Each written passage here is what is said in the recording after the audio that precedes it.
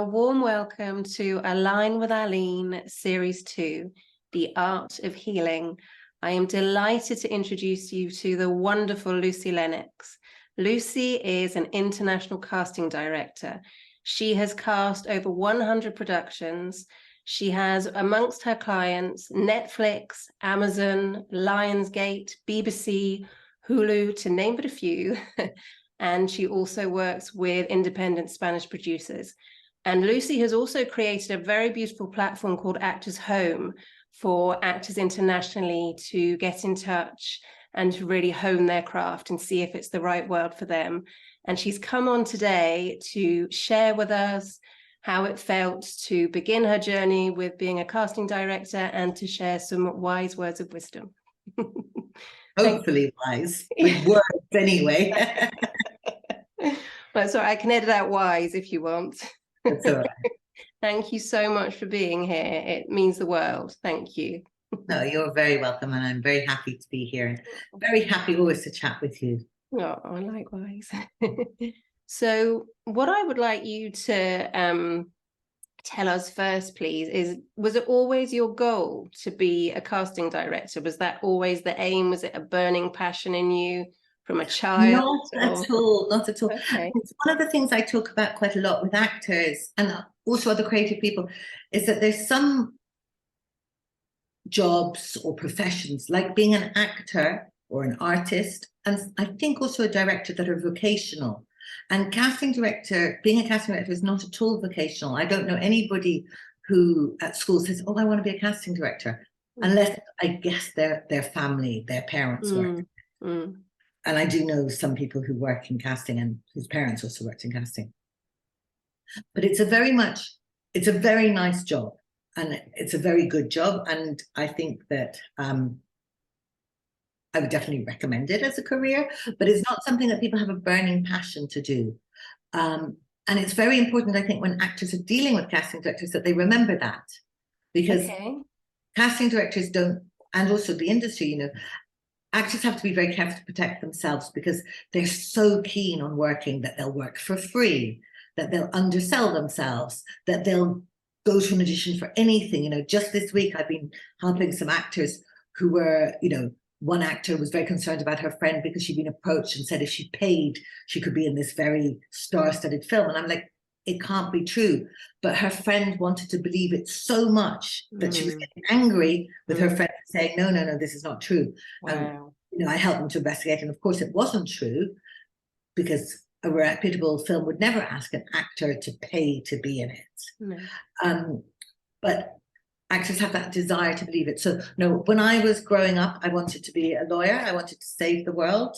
I wanted to help. I had a very strong sense of, I wanted to help people less fortunate than me. But I didn't realize that if you help the poor, you became poor. And I think it's very difficult to explain this to people in the context of today's society, because I graduated from university in 1990. So I hand wrote all my exams. We didn't have internet. We didn't have, computers in the same way as we have now. I'm one of the last generation that has a lump on their writing finger, on their index finger. I can still feel the pain of writing my final exams. Wow, that's a memory to keep. Yeah, and I think you can tell that. You can, when in a million years' time, when they exhume our bodies for research, they'll be able to tell who was pre-computers in terms of their studying. So when I graduated, there was a recession on. I'm from Ireland, but I went to university in England and in Spain. But I kind of always thought I'd go home, or I'd moved back to London. To London as well. And then I suddenly discovered that the jobs that I wanted didn't pay enough for me to live the life that I wanted to live, which is important for my own personal happiness. Sure.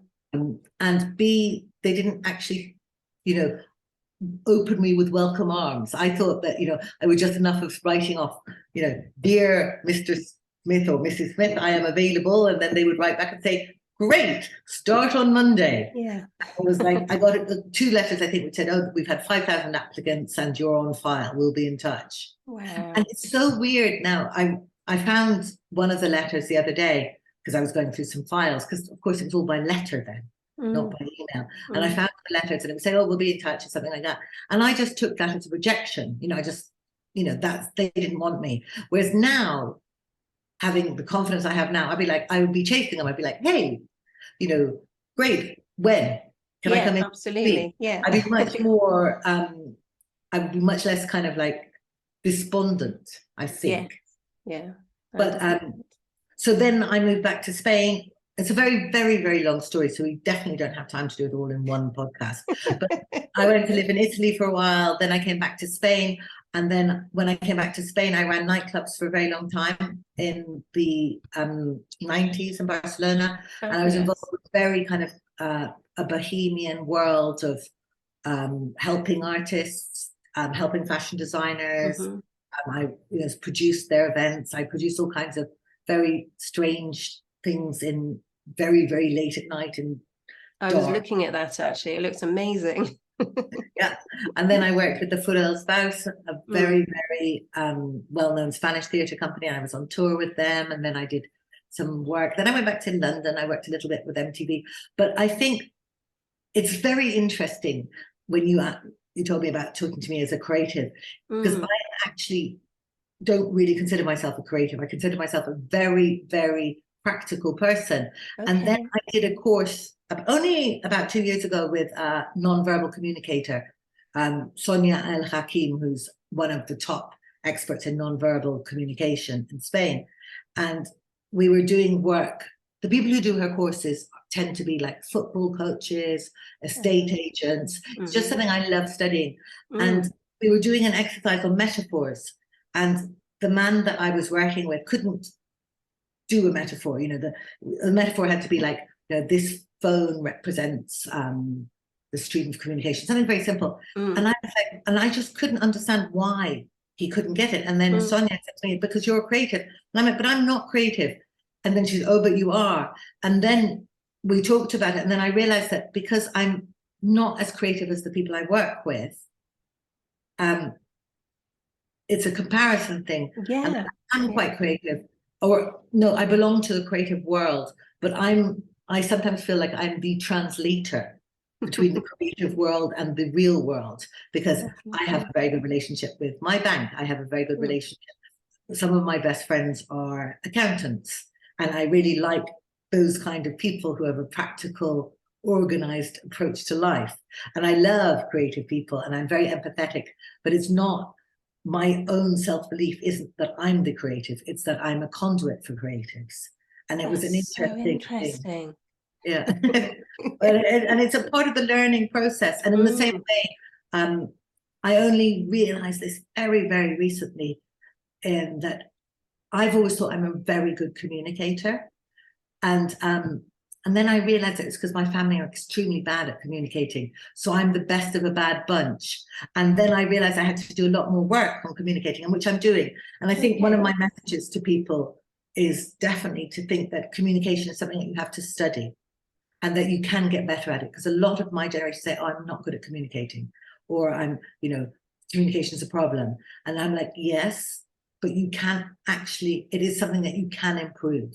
But you have to really study it, because there's lots of things in your patterns that become from your family that if you don't examine, you don't realize that you do them wrong, or that they're not compatible with other people. And that's something that I have to continually work on, and particularly because I live in a culture where I wasn't grown up. So there are things that happen in Spain where I live, the way people communicate and the way I communicate, that are not actually compatible.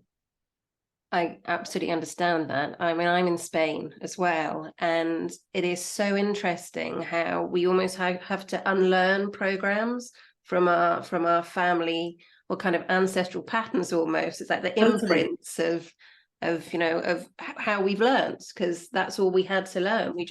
We learn from watching, don't we? We learn from seeing when we're a child, when we're such a sponge. So I love that. I think you're an amazing communicator. Thank you.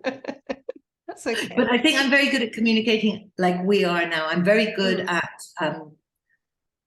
yeah, no, I mean, I think I'm a good communicator, and I think I'm a very good teacher in terms of because you've done a course with me. I agree. Yeah. I think that on my personal level and with my friends and with my family, I could be a much better communicator. And I've always thought that I was, I think it's something about when you learn that you've always got something to learn.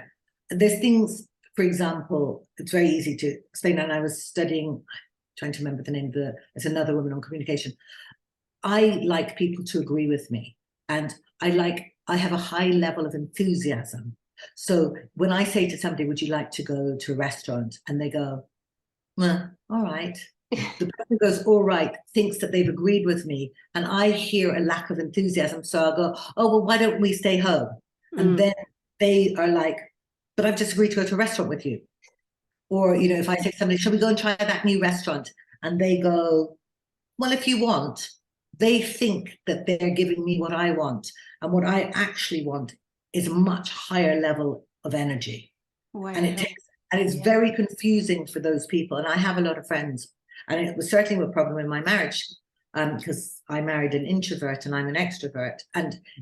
But I have that, and it comes from, you know, the way I was brought up and my culture and everything. But I need a very enthusiastic response.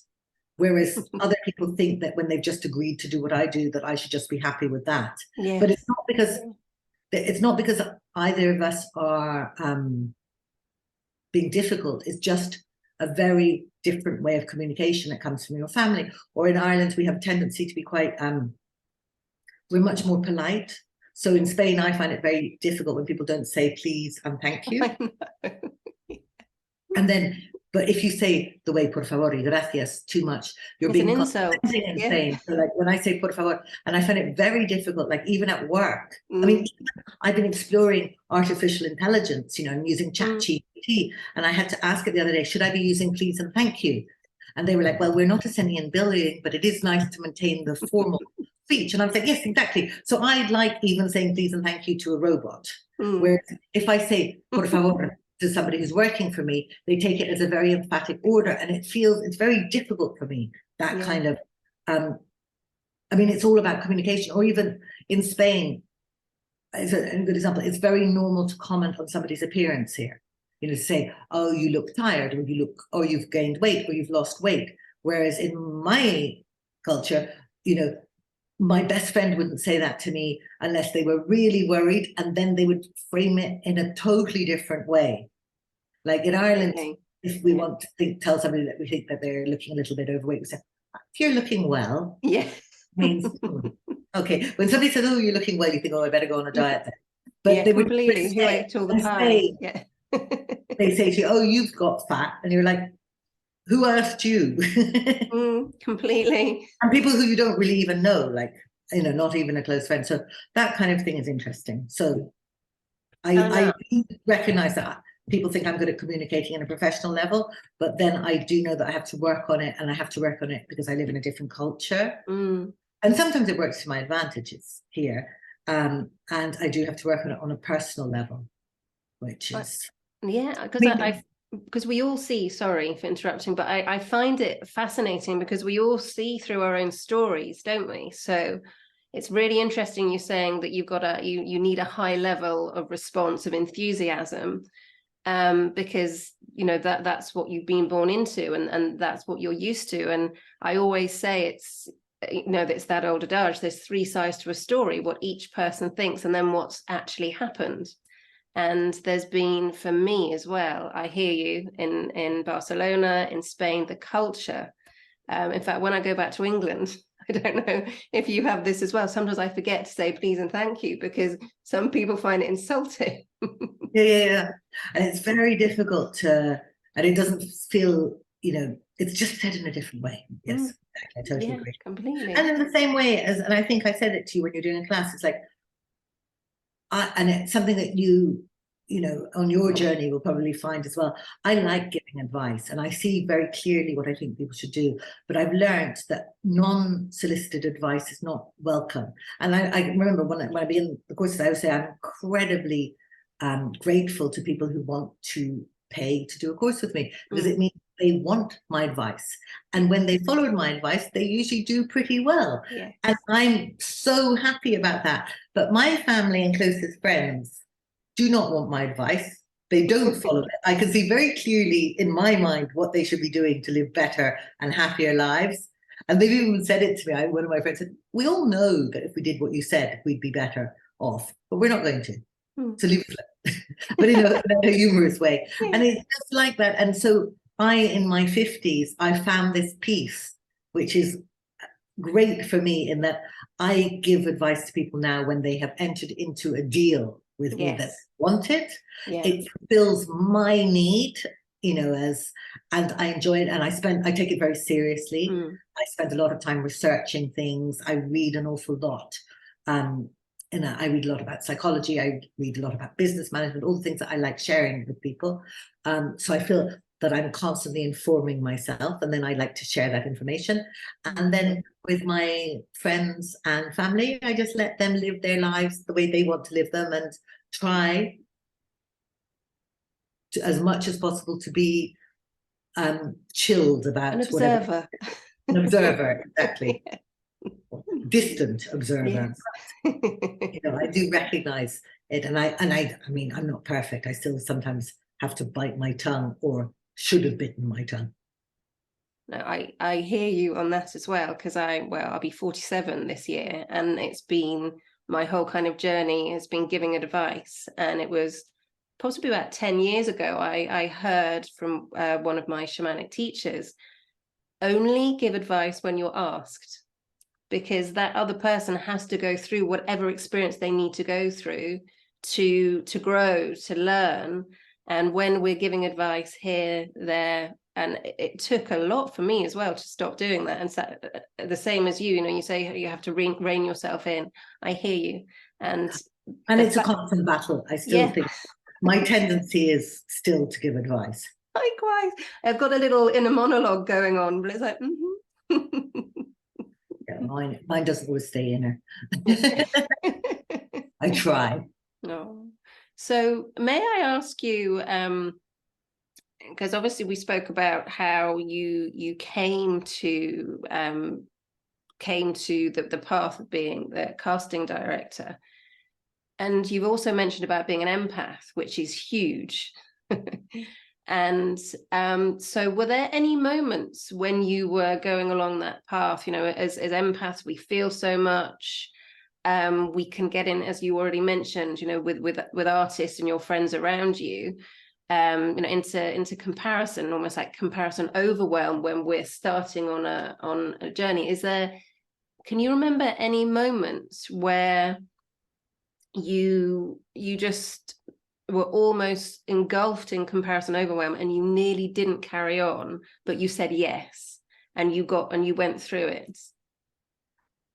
I mean, I think that's life, isn't it? In a way. Yeah. I mean, I've never had any. I mean, I think going from the fact that I don't do my job because it's vocational. So if I wasn't doing this, I'd be doing something else. Yeah. I think my motivation has normally been not to be bored. Yes. I'm trying to change that slightly at the moment, because I'd quite like to not be broke when I retire. So I've got I'm slightly skewing my life and trying to make smarter decisions at the moment, and to do things, in a slightly different way. So I don't think I've ever had the feeling, I mean, like most people, there are times when I felt slightly overwhelmed.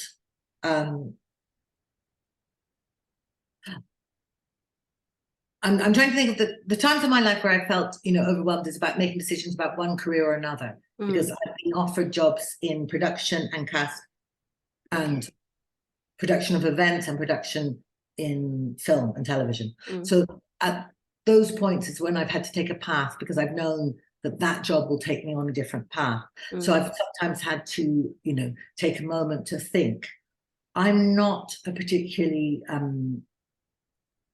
overcautious person, and I'm not particularly, I don't get very easily overwhelmed. Wonderful.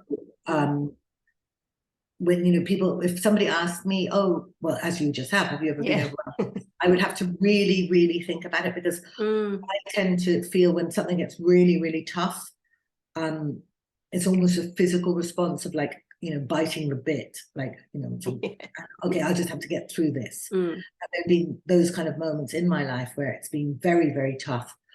Normally, and I remember in my early 30s, it was extremely tough because my cousin, who was like my she was basically my best friend and like my sister, and she was dying of cancer at the time. And then quite a lot of other sort of things were happening to friends and people. And it felt like, and my brother was having his first very big bipolar incident.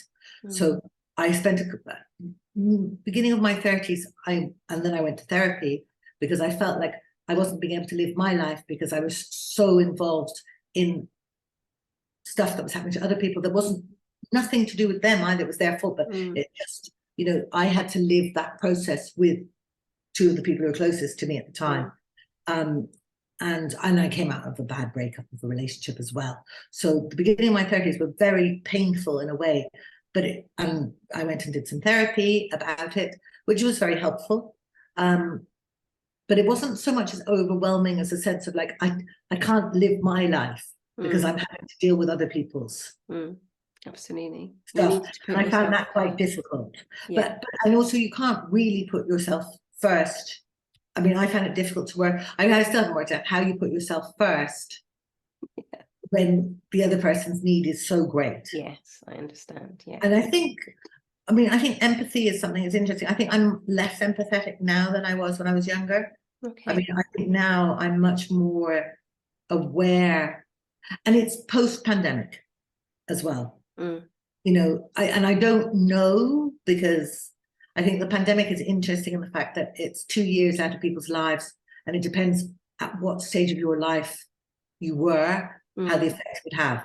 Like if I'd been a 12-year-old, the effect would be very different to me being a 50-something-year-old. Yeah, absolutely. But I think my lesson, I came out thinking, oh, right, okay, so when, push comes to shove, I am on my own. Okay, yeah. So I need to look after myself a lot better.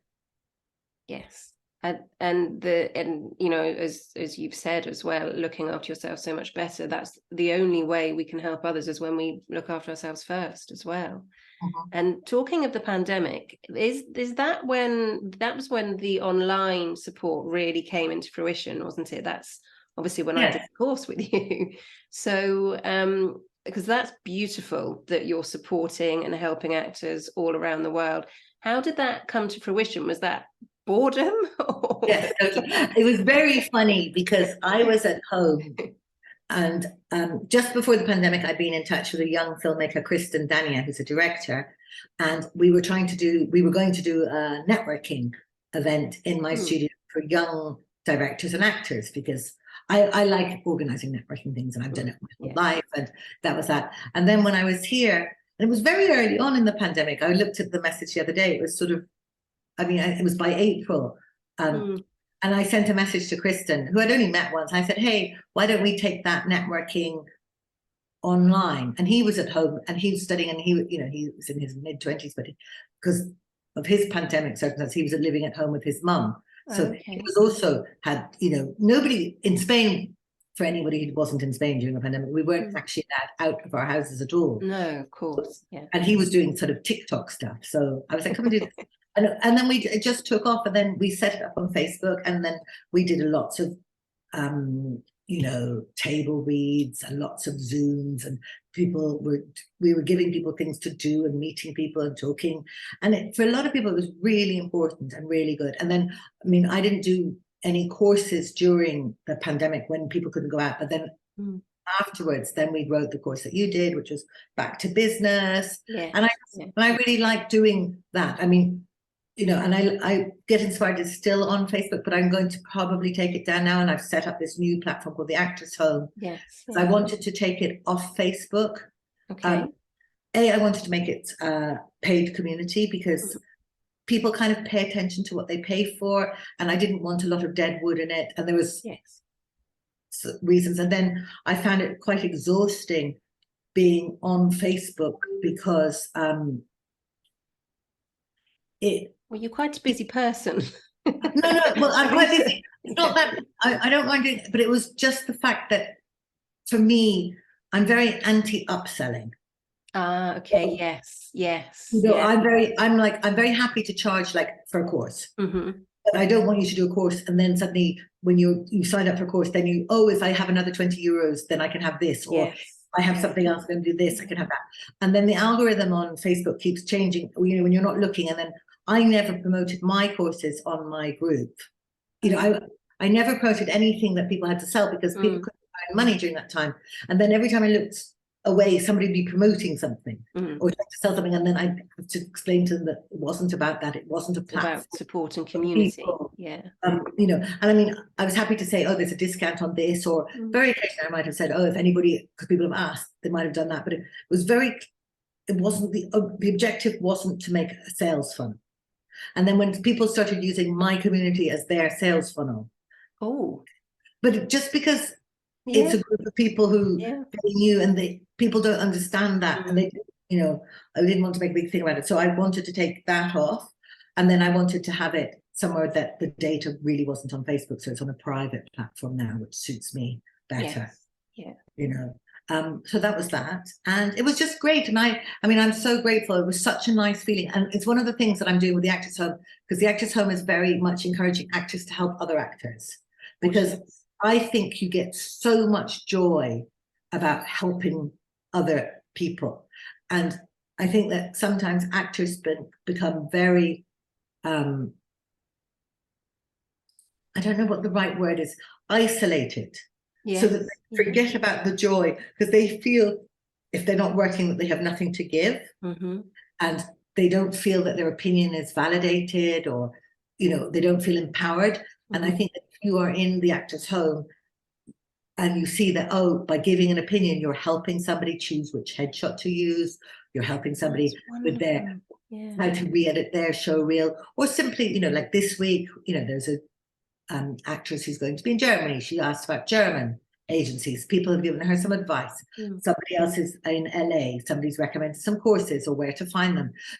Just little by little, getting people to give each other advice when it's solicited, because they've asked for it. I think helps people to feel happy. I think, and I'm very passionate about community, because I believe now that as we move into this digital era, it's very difficult, because you can find the answer to everything by Googling or ChatGPT, but you don't really know if it's right, because it's not a person. It's like, and so therefore, if you can ask advice to somebody who's real, who who they are, then it gives you a different perspective. That's wonderful. And I feel like we need to be very finding our tribes as we go forward. I think it's very difficult. Because the world is so big and people are so busy now. Like before, I used to meet people because I'd wander around and I'd sit at a cafe, or when I used to travel a lot for work, and I would always meet somebody at the airport. Now you never meet anybody, because they're always on their phone and they're very connected with their own people, isn't it? Like this. Yeah. And then so the rest of the time, so I think that by trying to find your tribe who have the same interests as you and the same fears as you, and you're on, I think together we really do rise. Yeah, that's such a beautiful incentive, because you can't brainstorm with Google. You can't run lines with Google. That's gorgeous, really lovely. And also because when actors go online to do your courses, then there's also a kind of an element, it's Luci Lenox, and zip.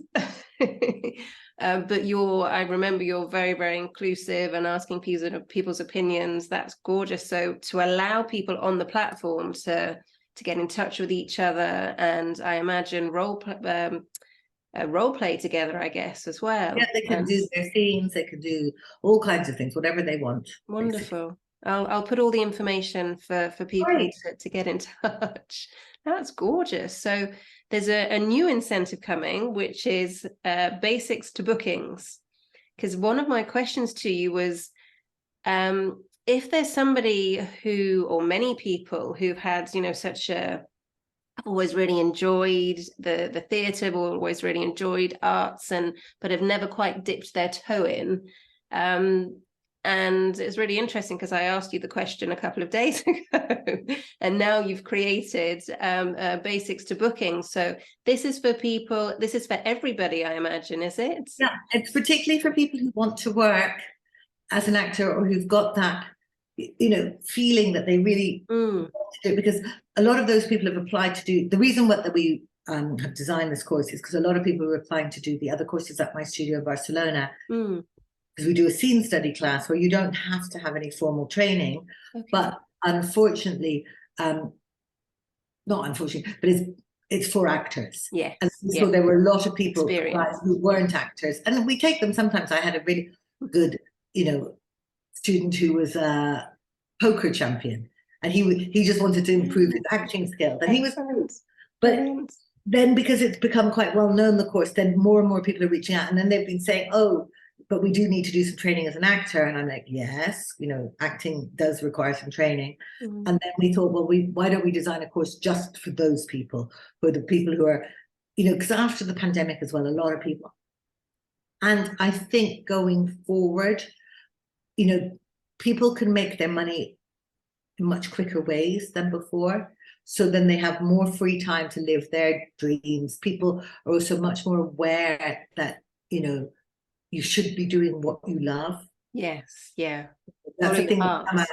Follow your heart. So this is a course for people who want to follow their heart, and they want to, they're adults, so they don't necessarily want to go to a full-time drama training. Yeah. And then it will give them some information. Obviously, it's only a week, but then they can decide whether they want to go on to do some training. They want to just work in commercials, and it will give them a basis to begin with. So it's the basics to booking. We'll be talking about what the career is about. It's a bit of improvisation, being with like-minded people, and it's also for people who are models, who haven't had any acting training but would like some more acting training, or sports people. A lot of people who want to get into acting and they haven't quite kind of worked out what it really is and what it would entail. Brilliant.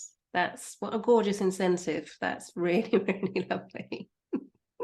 And also talking of other gorgeous incentives, because like you support so many, you support diversity, you support acceptance of all, which is absolutely wonderful. And the world's changing so much. We're going so much towards the divine feminine, which is so much more heart-based.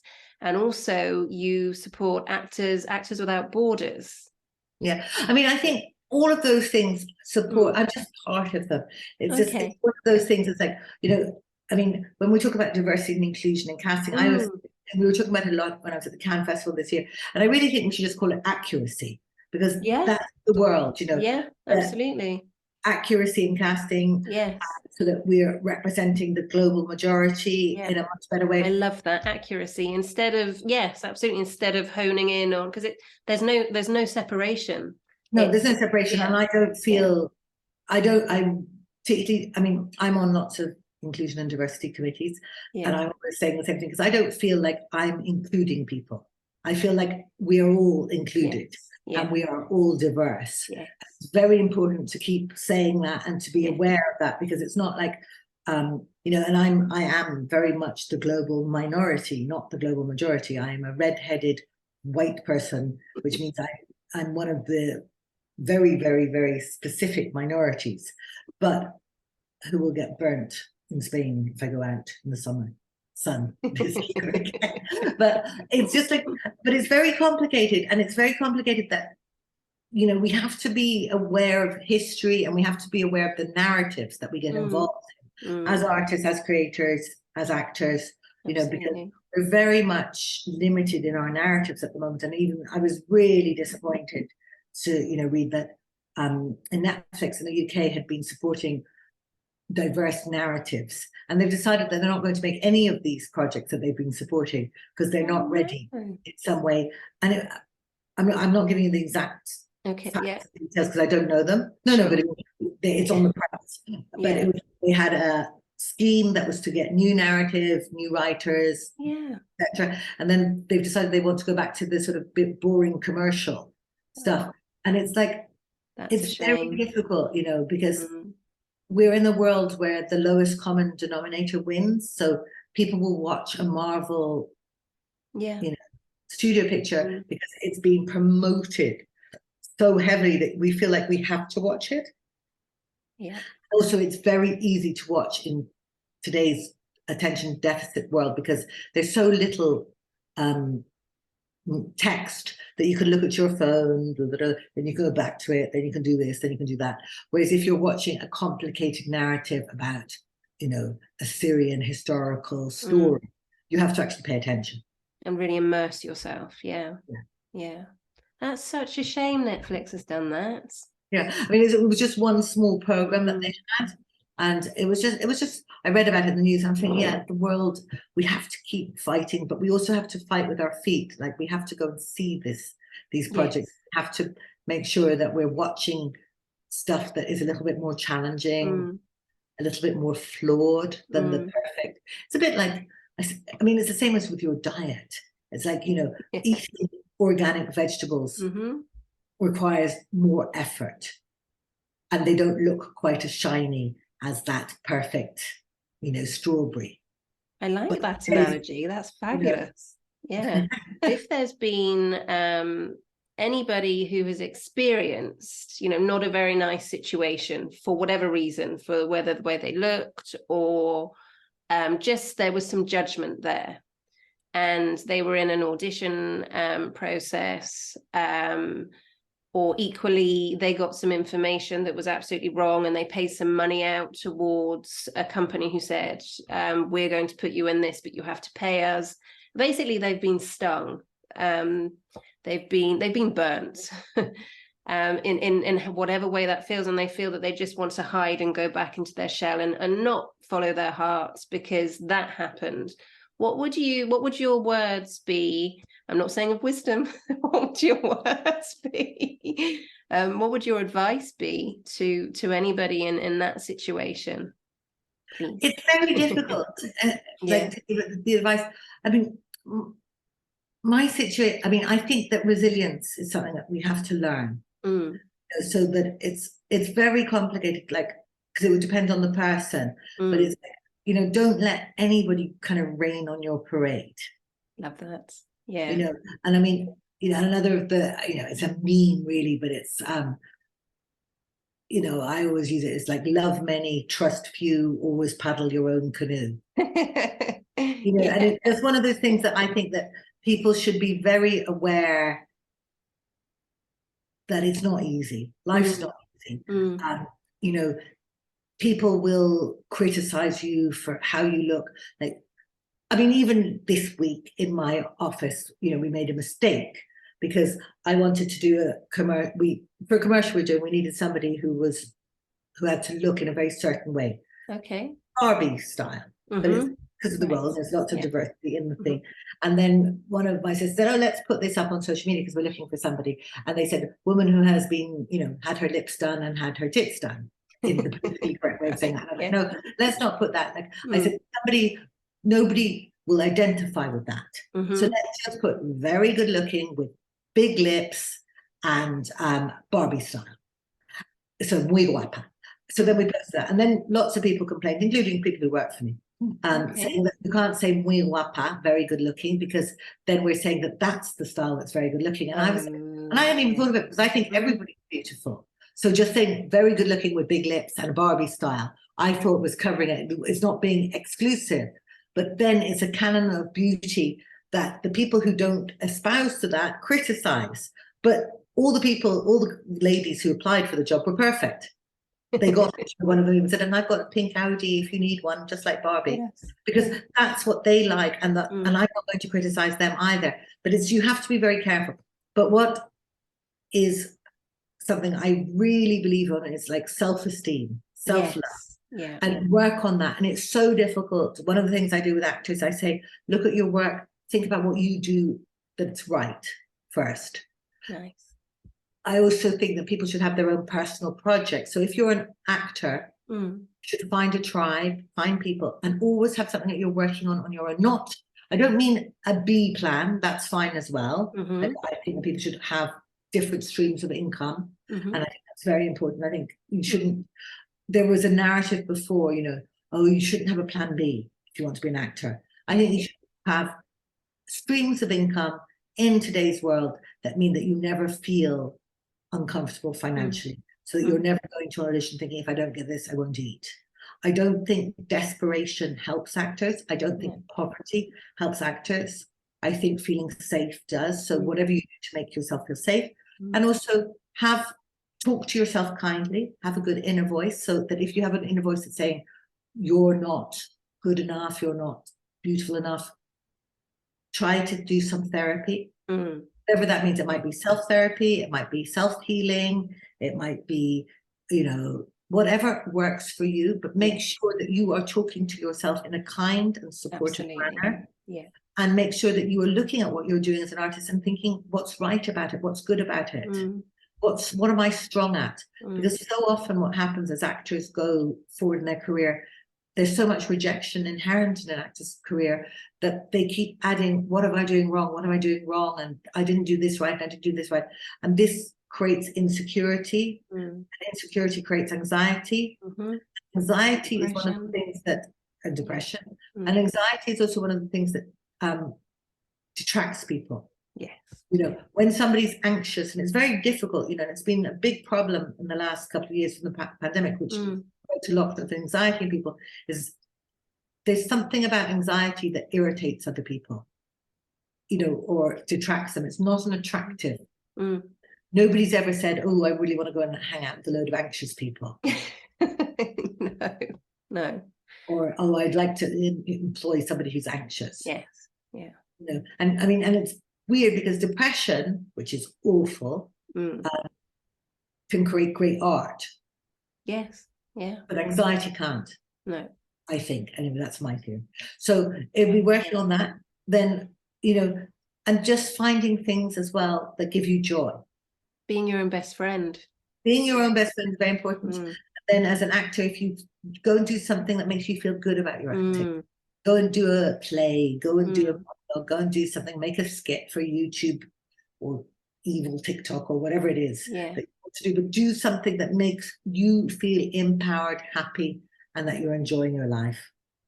I like that. So just have fun as well, because because one of the questions, and it's just yes, I know, is how important is it to have fun in the absolutely without the most important thing. The most important, I mean, and it's going to be more important as you go forward. It's like try to find the people who make you laugh, or even I was watching a really weird thing yesterday. It has got to do with it, but it was something for Cannes Lions is on at the moment, which is the big advertising festival. And I was watching a talk from one of the top people there, and they were talking about humor. And they were saying, I mean, it's a very evil advertising talk, but they were saying people want brands to be funny. Like we even want our ads to be fun, and they sell better. So I mean, fun is something that we need to be bringing back in a huge amount, I would have thought. Hugely. Not take ourselves so seriously and just enjoy life, because we're all here for an experience anyway. Exactly. Brilliant.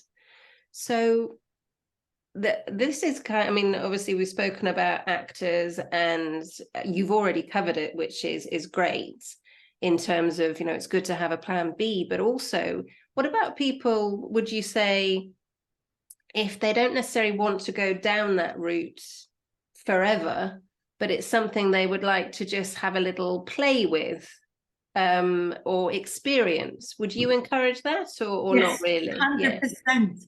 I mean, I think, for example, in Ireland we have a lot of amateur dramatics. My dad does it, my dad's been in plays, my dad's been in films. Like, I love going to amateur dramatics, like in Ireland, in Whitehand, because it's a different kind of art form. But it's something like, I think that stand-up is very big at the moment. A lot of people are doing stand-up.